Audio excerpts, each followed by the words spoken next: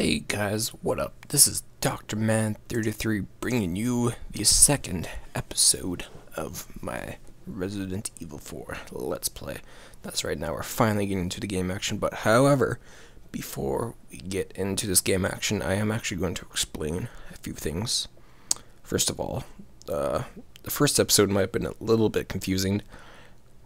Even me watching it was a little confusing. Might not have caught on, but basically, all you really need to know for Resident Evil 4 is, basically what happened. The events of Raccoon City.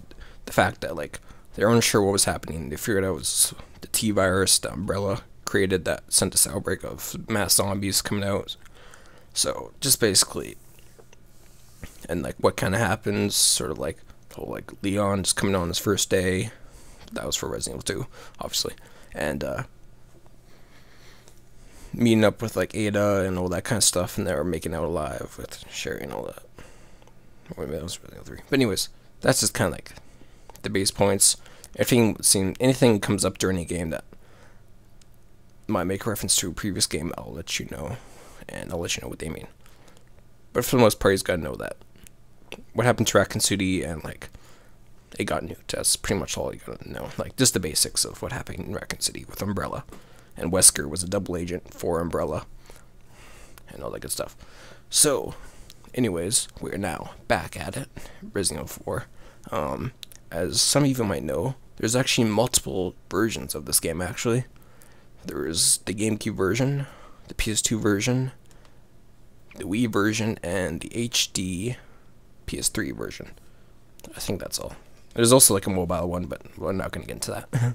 So there's 4 versions, I believe, so the Wii is pretty much the same as the PS2, I believe. I think so. We don't have to, we'll talk about that when I get to that. But the first game was originally made on the GameCube. It was actually going to be GameCube exclusive for the longest time. It was huge talks that it was just going to be GameCube exclusive because they wanted something new for the new system. Because I think it's being developed at around the time when the GameCube came out. So Capcom was okay, we want exclusive game, something that kind of borders off. So that's why this game isn't as much. This is a whole revolutionary game compared to Resident Evil 1, 2, and 3. How the playstyle is definitely if you saw in those bonus clips, kind of awkward to move, and the camera angle. This game is completely different by that. By the way, it's not the same camera angle. I'll show you though. So basically, yeah, they kind of want something revolutionary, something that was kind of off story, but still part of the main story. So that was kind of the argument, but it did end up, however. I was gonna go leaderboards, so this thing's so spinning, making me dizzy. So yeah, that's pretty much exactly what that is. So, and then afterwards, I'm gonna turn this down just a tad.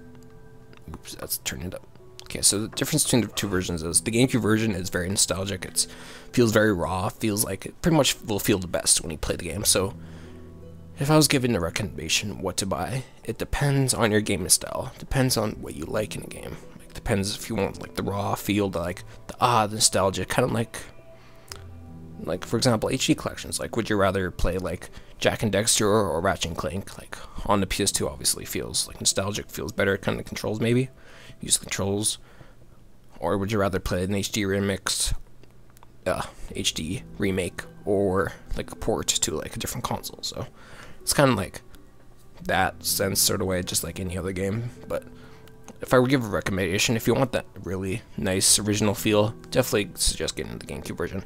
I don't personally have it. I wish I did though. So if I ever see it, I'm probably gonna buy it. Just saying. A few other things. So that just has all the basics. Then after that long debate, they decided to actually port it over to the PS2. And the PS2 it added a whole bunch of, added a whole new storylines, side storyline. I'll explain that too. Some new weapons and some new outfits and new bosses, but we'll get to that later. And some people argue that the graphics weren't as good as the PS2 version and kind of stuff like that. So, but I still recommend the PS2 version. Still really good. But again, you still, if you just want if you have a PS3, you don't have a PS2 or you don't even have a GameCube or anything like that, the PS3 version HD collection I'm playing on right now is very good. I love it. I'm playing on it right now, obviously, because obviously HD and all that very glory HD-ness, right? So just makes everything better, and this has everything from all the games wrapped into one, so it's kind of like the final product again, but it's pretty much exactly like the PS2 version, I'm pretty sure. Not 100% sure, but oh yeah, they did add a few things, but we'll get to that too. So if we go to the menu here, this is actually not the original menu. The original menu is actually Leon and Ashley on the title screen. The only reason my menu looks like this and is spinning around is because that's due to me beating the game. Once you beat the game, you unlock this one that just kind of spins around the village. And you actually don't, there's an extras tab here that you won't actually see until you beat the game either. So basically when you first start up, you'll just see new game, load game, and like, I think you see leaderboards, but I'm not sure, and like credits and like help and options. So it's very basic. It looks very basic. So I'll quickly go through all these. Credits is obviously credits, help and options is obviously options. They added this leaderboards option to the PS3 HD collection only. So obviously, because since it's online, it's just the leaderboards for your time being the game. So it'll tell you like professional mode, separate ways, the main game, new game, plus we'll go through that after the game, probably after we beat the game. So we don't have to worry about that. It's just the leaderboards. Next is obviously new game's new game, and load game is obviously load game. So if we're going to add extras, which is we don't normally see, there's 5 different extra tabs. We got Ada's report, which again, I don't leave. That's part of one of the side mini games, the side storylines, which we'll learn about later. So the side storylines is called Separate Ways. That was added in the PS2 version and was not in the GameCube version. This is kind of like, so obviously Ada is in this game, so this is kind of like you playing from her perspective while you like playing through the game. So kind of like what she does in the game while you're doing your thing. So you'll see them cross in multiple parts of the game, which we'll get to. And yeah, so it's really cool because she also works with Wesker and stuff like that, so it's really cool to see. Anyways, Assignment Ada. Assignment Ada is actually kind of a side mission too, but this has nothing to do with the main storyline. This is kind of like a completely side mission where you play as Ada and you have to retrieve some of these sample type things. But this is completely different, completely like out of the way. So, and then there's Mercenaries. Mercenaries is kind of like what you would call like a horde mode. Like for example, in Gears of War, you know, we got your horde mode, multiple waves come at you. It's kind of like that, except it's all like one big wave. There's no like multiple waves, but a bunch of guys, you have to kill them in a matter of time. There's a time limit. It's really fun. So we'll play some of that too probably, but after we beat the game, or we'll do like a side thing after. So again, we'll probably play through maybe Separate Ways and Assignment Ada at one point, but we'll figure that out later. So that's that. Right, there's also a movie browser which shows all the clips in the game, make all the cutscenes. But I think that's pretty much it. I think we're ready to start new game. Beginning here, we'll explain a few things on some of the backstory. It'll give a brief description too. So, sorry, I'm just a little tense here. But yeah, also I did get rid of the background noise. I am happy because I remember hearing some of the cutscenes in my Jack and Dexter Let's Play, where you could hear like my end and the TV at like the in-games and my end, because I'm really close to my TV, so you could hear like double of everything. So I got rid of that. So I have everything plugged up into my headset, so I hear everything through my headset, and I'm playing this kind of scary game and at night right now. So this will be quite fun. But yeah, that should eliminate the background noise. Thank God. So alright, let's jump into Resident Evil 4. Are you ready, guys? We're not going to do professional just because that's too much tension to play, but Resident Evil 4. Resident Evil 4. Alright, so there's just special costumes because obviously I beat the game. Special 2 costume is I might show off these costumes another time, but we're just gonna do normal costumes because that's the way we do it. 1998. I'll never forget it. It was the year when those grisly murders occurred in the Arklay Mountains. Soon after, the news was out to the whole world, revealing that it was the fault of a secret viral experiment conducted by the international pharmaceutical enterprise, Umbrella. The virus broke out in a nearby mountain community, Raccoon City, and hit the peaceful little town with a devastating blow crippling its very foundation. Not taking any chances, the President of the United States ordered a contingency plan to sterilize Raccoon City. With the whole affair gone public, the United States government issued an indefinite suspension of business decree to Umbrella. Soon its stock prices crashed, and for all intents and purposes, Umbrella was finished.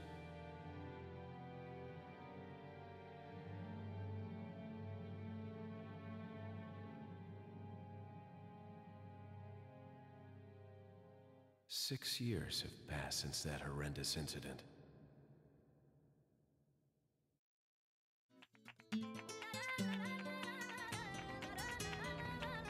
I received special training via a secret organization working under the direct control of the president. I was to assume the responsibility of protecting the new president's family. Coño, why am I the one who always gets the short end of the stick? You, who are you really? Come on and tell us. You are a long way from home, cowboy. You have my sympathies. Guess that's a local's way of breaking the ice. Anyway, you know what this is all about. My assignment is to search for the president's missing daughter. What? All by yourself? I'm sure you boys didn't just tag along so we could sing Kumbaya together at some Boy Scout bonfire. Then again, maybe you did. Oh, you crazy American. It's a direct order from the chief himself. I tell you, it's no picnic. I'm counting on you guys.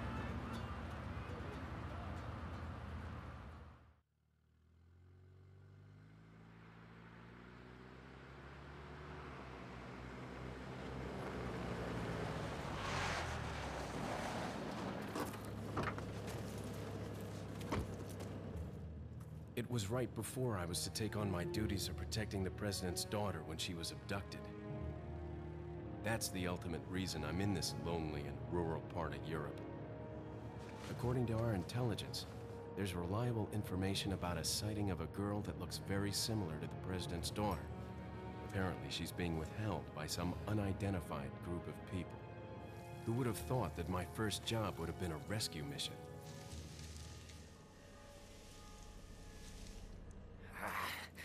It's freezing. So cold all of a sudden.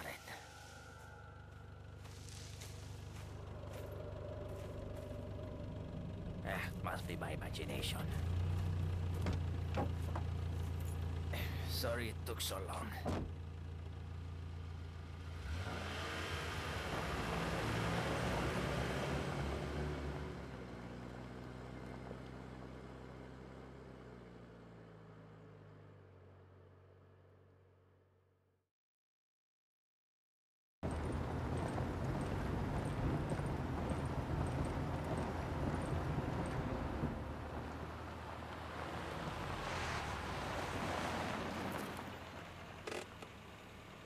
Just up ahead is the village. I'll go and have a look around. We'll stay and watch that car.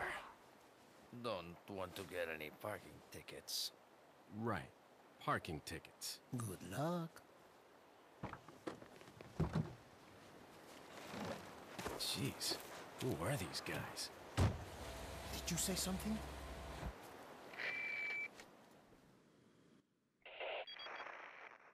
Leon, I hope you can hear me. I'm Ingrid Hunnigan. I'll be your support on this mission. Loud and clear. Somehow I thought you'd be a little older. So the subject's name's Ashley Graham, right? That's right. She's the daughter of the president. So try to behave yourself, okay? Whoever this group is, they sure picked the wrong girl to kidnap. I'll try to find some more information on my end as well. Good. Talk to you later. Leon out. Alright, so now we are finally in game. So yeah, as you can see, this game is actually a first-person shooter. I mean, not first-person, but third-person shooter. Not that way, cowboy. Oh, thank you for that. Alright, so yeah, just basic HUD. On the right there, bottom right, is our basically our ammo, obviously, and health bar. As you can see, it's only about like not even halfway up that bar, and there's like a white line kind of blocking it. Basically, that's our maximum health. We can increase that maximum health throughout the game by getting these yellow herb, which I will show once we get one. And yeah, so we have a knife we can use. Shoot the gun. Yeah, that's pretty much about it. You can also like quickly switch back. I didn't realize that that beginning part actually explains a lot. So if you pay attention to that beginning cutscene, it actually explains like pretty much what you're doing here. It actually explained pretty well like what happened like in previous games. It pretty much just tells you like what you need to know, kinda. So, because this being a GameCube exclusive, I don't think they planned on people like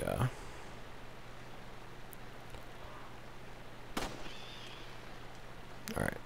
They didn't plan on people to maybe not get the GameCube version, so they kind of needed to explain everything.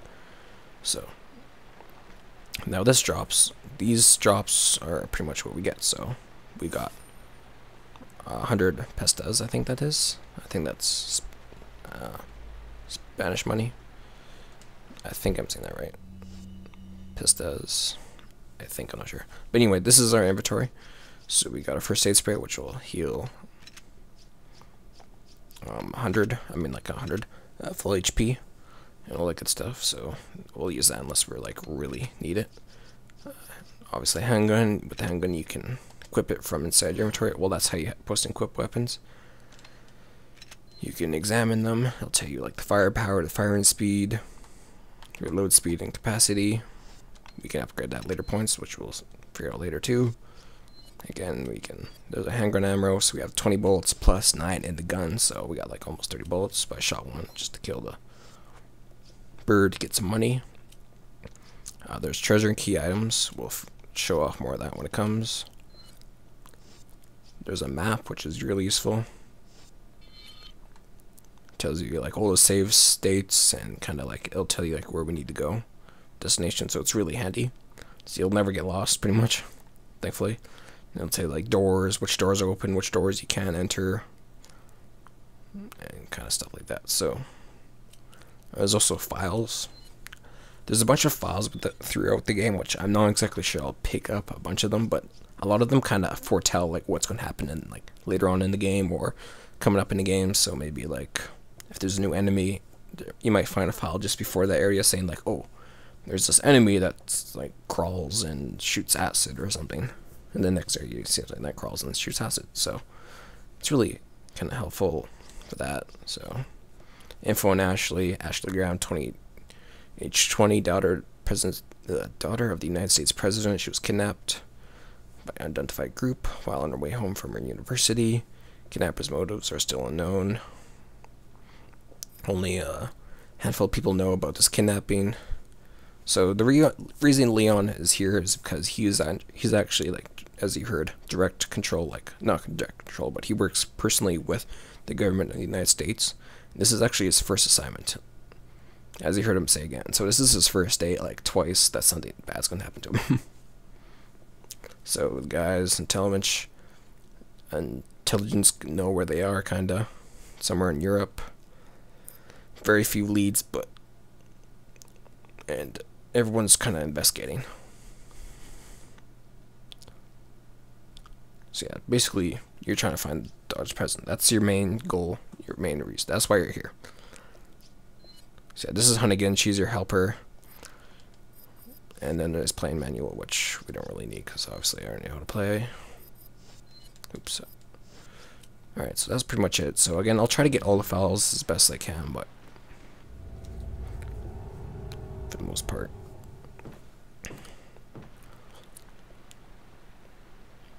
as you see, we cannot. I kind of miss. For the most part, I'll try to get all the. There's no truck blocking the trail. He belongs to one of the villagers around here. Sorry, I keep going off. Reload. Ugh, okay, I'll try to get all the files if I can. And if not, then I apologize. You can search it up online too if you want to really know what the files say. They're not really. They are important, but they're not like that important. If I see one, I'll get one, and I'll read it out loud too. Or yeah, so. But I'm not gonna like go on my way to find them.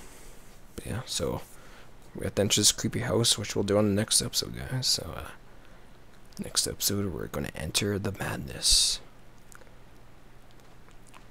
of Resident Evil 4.